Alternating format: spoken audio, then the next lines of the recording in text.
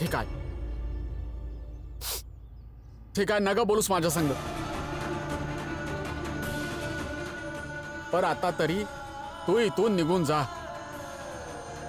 कसं बोलताय तुम्ही? एकदम बरोबर बोलतोय लक्ष्मी. जे डॉक्टरने आपल्याला सांगितलेलं आहे ते म्या आणि तू मिळून सोडवू. भीमचं स्वतःचं आयुष्य आहे आणि मला असं वाटत नाही की त्याने माझ्यासाठी चिंतेत राहावं. त्यामुळे भीम, म्या तुला बोलत आहे की तू आत्ताच्या आता इकडून निघून जा.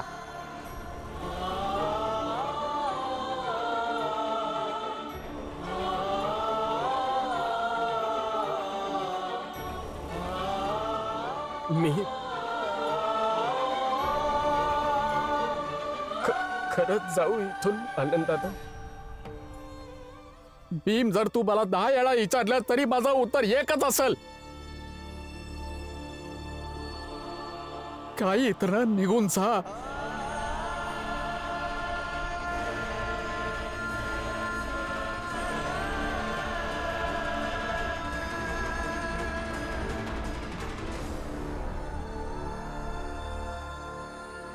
जी घट प्रेम न प्रीति रस पुनि रसना नहीं ना ते नर या संसार में उपजी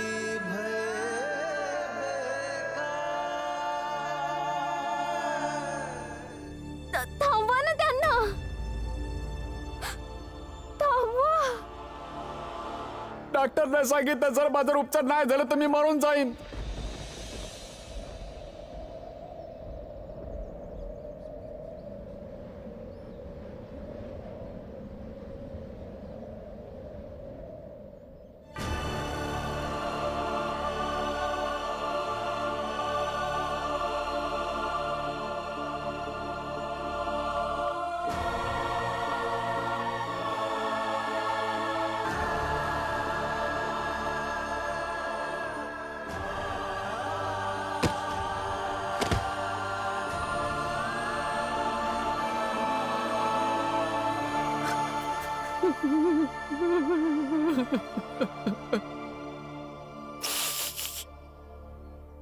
आणि माझा उपचार लय महाग आहे भीम.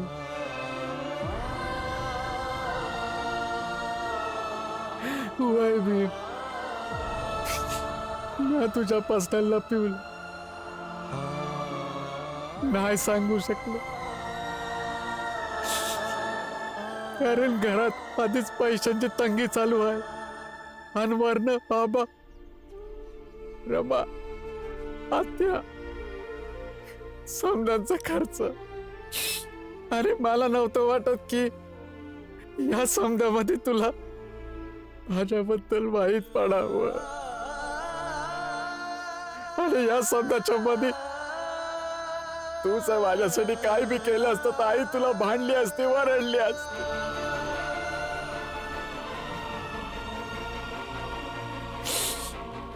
अरे मला नाही वाटत मी माझ्यामुळे तुला कुठला बी त्रास व्हावा,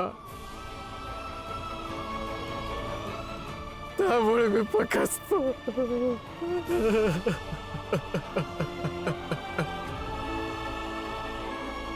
आनंदादा, कबीर प्रेम ना चखिया चखिना लिया सा सोने घर का पाहुना ज्यों आया त्यों जा. तुला जो विचार करायचा होता तो केलास. आता ह्यानंतर मी विचार करणार. आनंदादा, मला नाही फरक पडत कोण काय बोलतंय, मला नाही फरक पडत कोण भांडतंय, पण मी तुझा भाऊ तुझ्या दुःखात तुझ्या सोबतच राहीन. मी तुझी चिंता नाही करायची तर मग कोण करणार?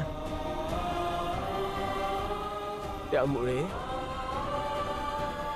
आता ह्या क्षणी तू आणि बहिणी माझ्यासोबत आपल्या घरी चला. नाही भीम, म्या तुझ्या संग घरला नाही येणार. जवळ बाबा सावतावून येऊन मला घेऊन नाही जात तवर मी नाही येणार.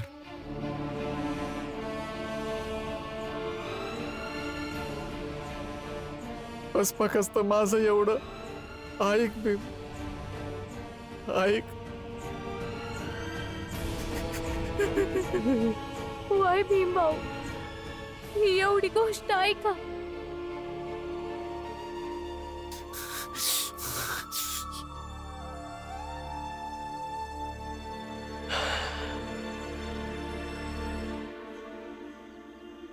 ठीक आहे, तुझं हे म्हणणं मी ऐकतो. दादाची काळजी घ्या. मी तुझ्या औषधांसाठी कुठून ना कुठून पाणी घेऊन येतो.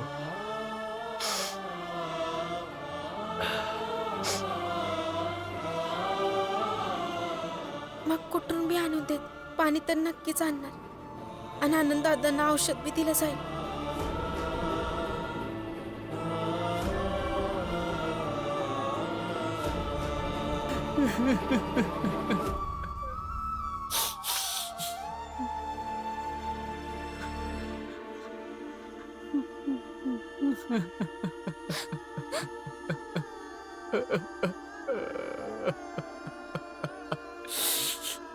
नाही लक्ष्मी, मी ही गोष्ट नव्हती सांगायला पाहिजे. ह्यो माझा आजार होता आणि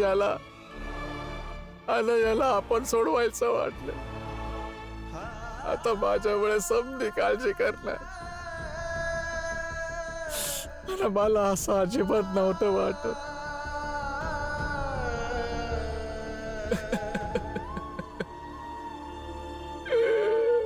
असं नाही झालं पाहिजे होतं लक्ष्मी.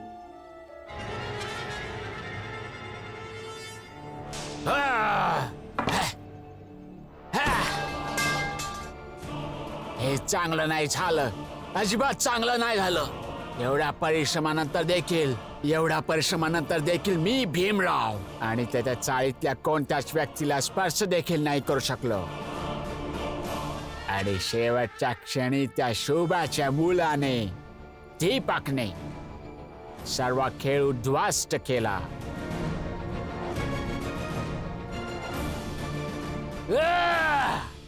मोठे साहेब, तुम्ही इथे लोक का आलात? निघून जा. भीमराव सतत जिंकत असतो आणि तुम्ही असे चेहरे घेऊन कसे काय जगता? मला तर हे सहनच होत नाही. सहन तर अजिबातच नाही केले पाहिजे सर.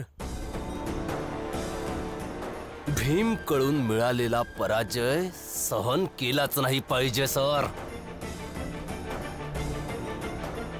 भीम सोबतचे आमचे शत्रुत्व कालचे नाही आहे, खूप वर्षापासूनचे शत्रुता आहे आमचे त्या भीमराव सोबत.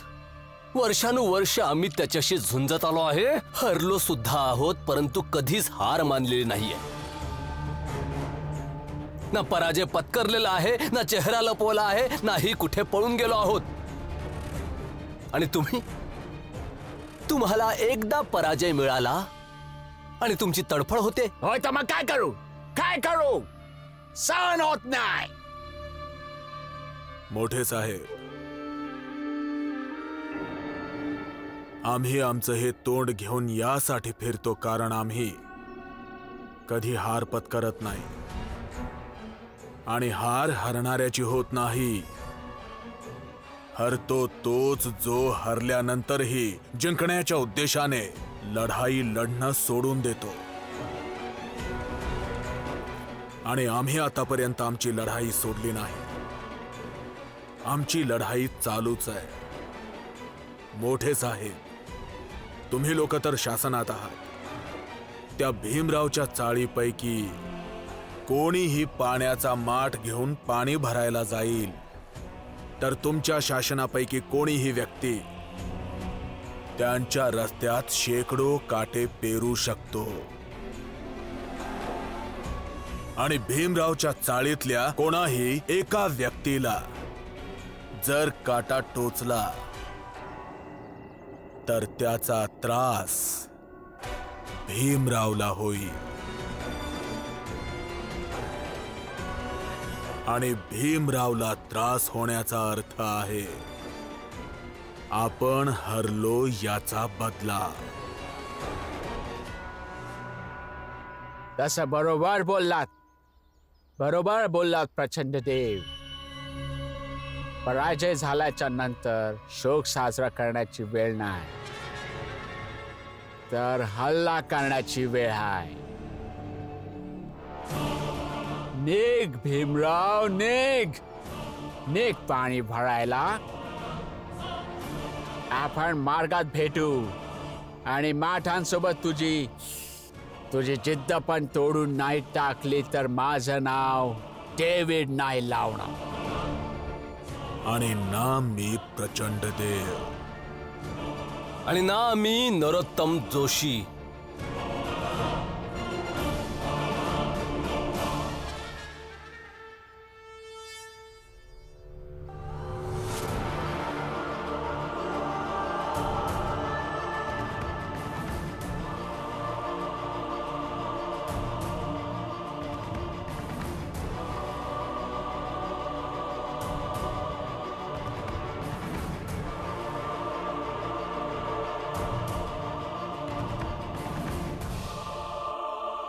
अरे अरे थांबा रे, जरा थांबा. कुठे चालला तुम्ही? तुम्हा सर्वांना माहित तरी आहे का तुमच्या जातीच्या विहिरीमध्ये कुत्रा मरून पडलेला आहे?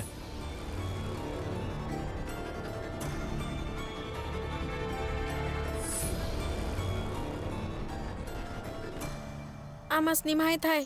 माहित आहे? तुमचं आयुष्य तर मेलेल्यांसारखंच आहे. मेलेल्या कुत्र्यांचं दुर्गंधित पाणी पिणार आहात का तुम्ही लोक? मरून जाऊ, पण आम्ही अशुद्ध पाणी नाही पिणार. अरे मग पाणी कुठून आणणार? तुमच्या जातीच्या विहिरीतून पाणी आणण्यासाठी चाललोय. हे काय बोलतोयस तू? आमच्या विहिरीतून पाणी आणणार? शुद्धीत तरी आहेस का? मी शुद्धीतच बोलतोय तुमच्याशी. सर्वात आधी तुम्ही एक काम करा, स्वतःलाच एक प्रश्न विचारा. जर सर्वांची तहान एक समानच आहे, पाणी वेगवेगळं का? विहीर वेगवेगळी का? जेव्हा तुम्हाला उत्तर मिळेल ना, तेव्हा तुम्ही नाही थांबवणार आम्हाला पाणी घ्यायला. आणि अजून एक गोष्ट चांगलंच लक्षात ठेवा, शुद्ध आणि स्वच्छ पाणी पिणं हा आमचा अधिकार आहे. आणि हा अधिकार आमच्यापासून कोणी हिरावू शकत नाही. असं? मीच बघतो तुम्ही कसं पाणी घेताय ते. तुम्ही आमच्या विहिरीतून पाणी पिणार? थांबा, आता मी तुम्हाला बघतोच. वा भीमराव वा, पाजलीस ना याला भाषणाची गुट्टी. आता हा जाऊन आपल्या जातीच्या लोकांना बोलून घेऊन येईल, तेव्हा त्यांना मी भाषणाची गुट्टी पाज.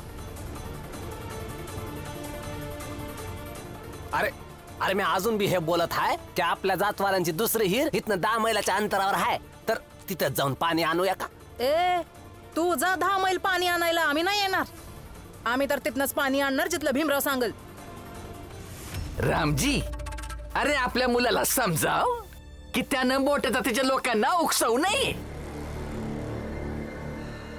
मोठ्या जातीच्या लोकांना नडणं आपल्या सगळ्यांना महाग पडल.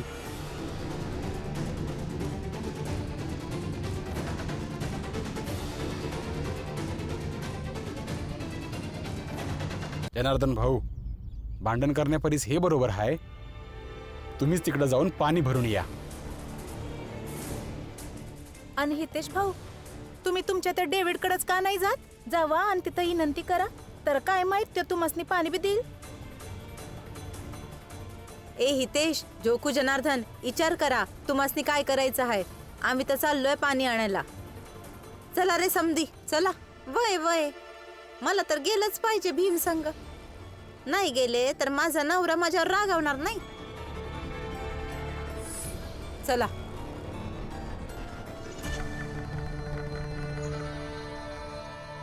हितेश भाऊ, आपण आपल्या जातीच्या हिरीत जाऊया का? अरे येडा झालायस का? अरे आपल्या जातीची बावडी इथून कोस दूर आहे. तसे पण आपण ताणलेले आहोत. एवढ्या लांब जाशील तर तहानेने वाटतच मरशील. ते समज सोड. चल ह्यांच्या मागण्यात जाऊया, बघूया काय होतं ते. चला या. चला. अरे भावानो, अरे अरे चला चला चला, मोठा अनर्थ झालेला काय झालं? काय झालं? काय झालं? काय झालं? तुम्ही सर्व चला तर विहिरीवर चला. अरे आमच्या घरच्या बायका तर पाणी घेऊन कधीच घरी आल्या तर आम्ही तिकडे जाऊन काय करायचं? अरे रस्त्यामध्ये मेलेल्या कुत्र्याचं अशुद्ध पाणी पिणार आहात का तुम्ही लोक? मरून जाऊ पण आम्ही अशुद्ध पाणी नाही पिणार. तर मग पाणी कुठून आणणार आहात? तुमच्या जातीच्या विहिरीतून पाणी आणायला चाललोय.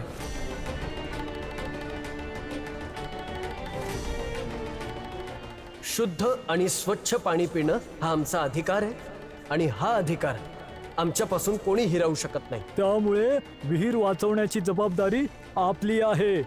त्या लोकांनी जर आपल्या विहिरीतून पाणी काढलं तर आपण लोक कुठून पाणी घ्यायचं मग? बरोबर बोललात. चला भावांनो. थांबा रे.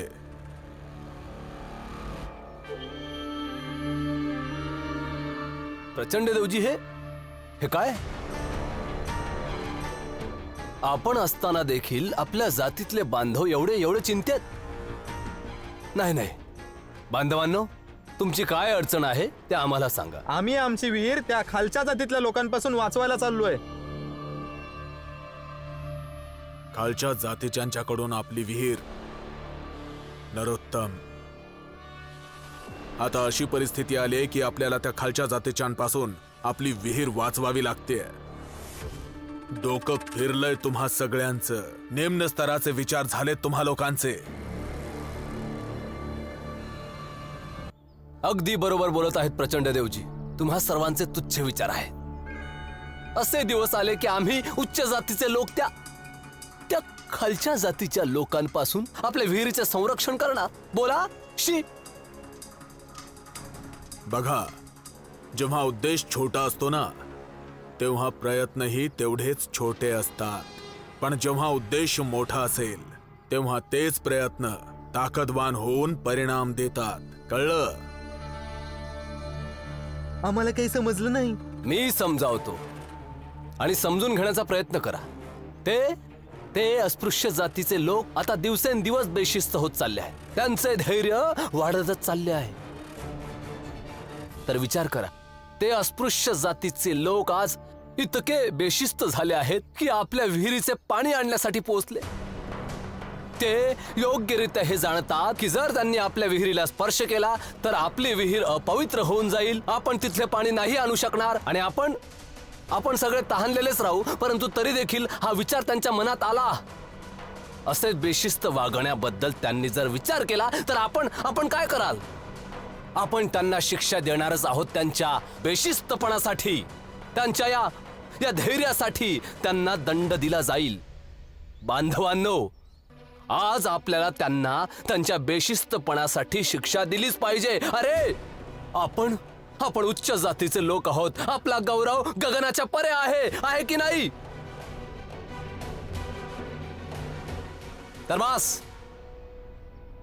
आपल्याला वाचवायची विहीर नाहीये. वाचवायची आहे आपल्याला आपली प्रतिष्ठा, आपला मान, आदर, मर्यादा. वाचवायचं आहे आपल्या स्वाभिमानाला की आपण उच्च जातीचे लोक आहोत. बांधवांनो, आज जर का ते खालच्या जातीचे लोक आपल्या विहिरीपर्यंत पोहोचले, एवढी हिंमत जर त्यांनी दाखवली, तर तो दिवस लांब नाही की ते अस्पृश्य जातीचे लोक आपल्या घरात घुसल्याशिवाय राहणार नाहीत. हे अवश्य होणार. अरे असे कसे घरात घुसतील? आता आम्ही त्यांना धडा शिकवू. नाही भावांनो, केवळ धडा नाही, चांगल्या प्रकारे धडा शिकवावा लागेल त्यांना. असा धडा की असे कुकर्म करण्याच्या बद्दलचा विचार त्यांनी स्वप्नात सुद्धा करू नये. आणि केलाच जर का तर थरथरले पाहिजे, भयभीत झाले पाहिजे. आता जा, आपल्या काठ्या उचला. तुम्ही लोक चला, मी अजून लोकांना घेऊन येतो. चला भावांनो. चला चला चला.